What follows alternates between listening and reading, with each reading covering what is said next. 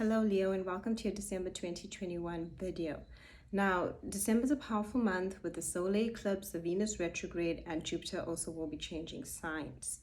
The solar eclipse is on the 4th of December 2021, joining the Sun and Mercury in your 5th house. Now, your 5th house is basically the house of love, romance, fun, creativity. This is good if you are self-employed or even working in a company, anywhere where you're working to utilize your creativity. It's almost like you can bring a venture to light, a project, something you're working on, something you're passionate about, something that is fun and that you truly enjoy. It's also very good for romance, even actually having fun. It's the house that also rules children. And this energy will be taking you through for the next 6 months. So utilize this energy during this eclipse. It's powerful, good for love, good for romance, good for business, good for you in every sense of the word of adventure, fun, inner child. You know, when we talk about the inner child, it's about what makes you feel youthful and young again and make you connect to that deep inner child where you're just free. It's the absolute freedom. That's the 5th house of living from the heart, enjoying life. Very good for creative ideas, very good for creative projects, very good for any project. If you're self-employed, bringing it to light, putting it out there. If you're working within a company, any creative ideas, you basically will have this energy for and around you for the next 6 months. Now, on the 14th, we have Mercury moving into your 6th house, joining Venus and Pluto. So here you will be either finding information concerning your work, concerning your health, concerning your routine. You might think of ideas to change your routine to basically improve your health mentally, emotionally, physically. There's a lot of healing going on within you, especially with that Pluto, because it's transformation. Venus, it encourages you to look after yourself, your physical self, your mental self, your emotional self, your spiritual self. When we're talking about health, it encompasses all of that energy, but also your work. When it comes to your work, are you passionate about what you're doing? Is your heart in it? Do you love what you do? And Pluto gives you the energy to transform anything that you're kind of unhappy with. And Mercury gives you the ideas. You're able to communicate effectively when it comes to your work environment and your routine. You think of ideas, you see information, read information to basically help you along that whole 6th house transformation. On the 14th, Mars moves into your 5th house. Now, once again, this is great for creative ideas. It's great for any romance too, connecting to people that you love, and fun, adventure. Inner child, Mars is motivating you to think outside of the box and utilize your energy when it comes to creativity. What is it that you want to create? You are very creative, Leo, and this energy is basically fueling you. On the 19th, we have a full moon in your 11th house. Now, a full moon in your 11th house has to do with your social circles. What you need to cut out when it comes to your social circles. Who around you is like keeping you stagnant? The relationship, the connection in the social circle is not the same anymore. And this is where you think of joining different type of people, different communities, different circles, where you feel like you fit in, where you feel more connected, where you feel closest to your authentic self. Oftentimes when we are in social circles, they are just those circles, whether it be friends, colleagues, where we just feel like, this doesn't represent me. Maybe at one point it did represent me, but now I'm changing. And the full moon like illuminates areas in your life when it comes to the people and the type of people you want to connect to and how you connect that you want to change in order for better connection. It's great for networking, even thinking of ways to network, futuristic plans. But in order for you to have these futuristic plans, you need to basically cut out what no longer serves you. On the 20th, Venus goes retrograde, okay, and stays retrograde until January 2022 in your 6th house.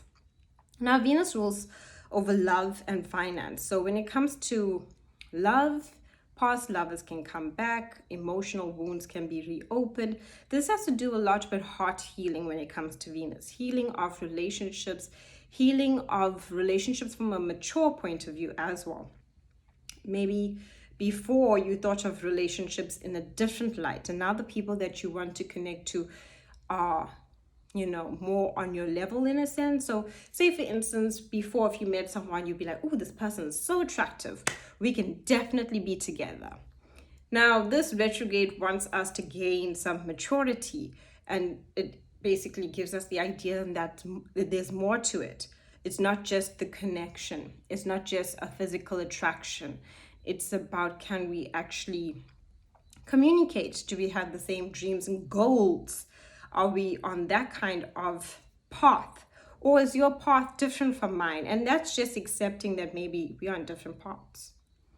Old lovers can return. It's not the best time to start any new relationships. And if you do meet anyone, best to wait until the end of January to make it like, okay, I'm definitely serious about this person, or not get into anything too serious before then, because sometimes we can rethink things. When it comes to finances, big purchases, keep receipts, because sometimes when we purchase things during a Venus retrograde, we need to keep the receipt because maybe it wasn't what we thought we were getting, or it's either faulty, it's not working properly. So all of those kinds of energies when it comes to big purchases, watch for that during a Venus retrograde, because we are asked to reevaluate our finances especially. Now, given all that, this is happening in your 6th house of work.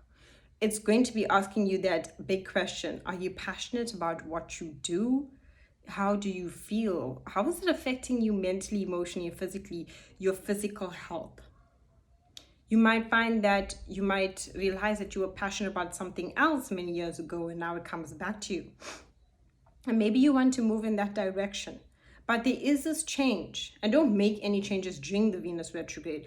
Venus retrogrades are more of a time of getting a deeper understanding of our heart and what we want and what we feel we need. The changes should actually take place after the retrograde at the end of January, but not before then. So when it's asking you these questions about your work life, your routine, and how much is it taking a toll on you? How much of a burden is it to you? Those are the questions. Is it affecting your mental, emotional, physical health? And this is asking you to do something that you're passionate about, not something that basically for the money, but more from what you enjoy. Where you earn income from what you purely enjoy is what this Venus retrograde is asking you. On the 21st, the sun also moves into your 6th house, illuminating, giving you opportunities when it comes to work, health, and routine. Once again, giving you ideas about how to better take care of yourself. On the 29th, we have Jupiter joining Neptune in your 8th house. Now, this is good for intimacy, connecting to others on a deeper level, showing more compassion, also deeper learning and gaining wisdom about your inner psychology and what goes on in your own psyche, your mind, your fears, the things that hold you back. Jupiter likes to expand, but this is a healing kind of energy for you to release those fears, to release those anxieties, so that you can welcome new opportunities into your life. It's also good for partnering up, and it's good financially. So look for those ideas and look at how you want to use this energy to connect. On the 24th, we have Saturn square Uranus, and this is between your 10th and 7th house. So that's the day that it hits. But Saturn and Uranus have been squaring throughout the year, and in the month of December, it's pretty much intense throughout the month. But come the 24th of December, it's the actual hit, the exact day now where they actually are doing the square. And when this happens, there's a push and pull between the world and your ideas and your goals and your relationships. There's a change of wanting to break free of maybe the goal of how you thought a relationship should be. There's some goals here. There's some, things you've been working on, especially when it comes to the relationship aspect of how the world perceives you and relationships and perceives a partner that you're with. This is where there's a change coming and a breaking free of old patterns of how you present yourself to the world within relationships, the kinds of partners that you attract, This is very healing and a new way that is coming forward for you when it comes to relationships. So if you felt stuck or stagnant or kind of not open to new relationships, in the sense that it hasn't really been happening, that restriction energy, this is the energy that wants you to break free and delve into a different kind of way of viewing relationships. Thank you so much for watching. My website is linked down below if you would like a reading, and also a link for appreciation of these videos.